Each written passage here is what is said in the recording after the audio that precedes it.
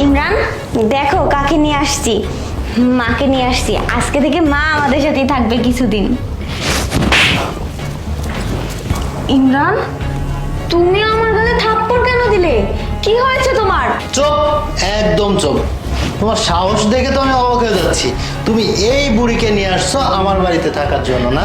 তোমার সাহস কে দিয়েছে? আর এই মহিলা, আপনিও ঢ্যাং ঢ্যাং করে চলে এসেছেন মেয়ের বাড়িতে থাকার জন্য, তাই না? যান, বের হয়ে যান। লজ্জা শরম নেই? মেয়ের বাড়িতে ঢ্যাং ঢ্যাং করে চলে এসেছেন। ইমরান, তোমার সমস্যা কি? তুমি ভুলে গেছো উনি আমার মা, তোমার শাশুড়ি। আর শাশুড়ির সাথে কিরকম ব্যবহার করতে হয় সেটা কি তুমি জানো না? ব্যবহার এইভাবে থাপ্পড় দিয়ে ভালো করতে হয়? এই অভদ্র মহিলা, আপনি এখনো এখানে দাঁড়িয়ে আছেন, কোনো লজ্জা শরম নাই? হ্যাঁ, মেয়ের বাড়িতে চলে আসছেন ঢ্যাং ঢ্যাং করে। যান, বের হয়ে যান। আর এই শোন, তোর মা যদি আজকের পর থেকে আমার বাড়ি থেকে আসে, তোকে আর তোর মাকে শুদ্ধ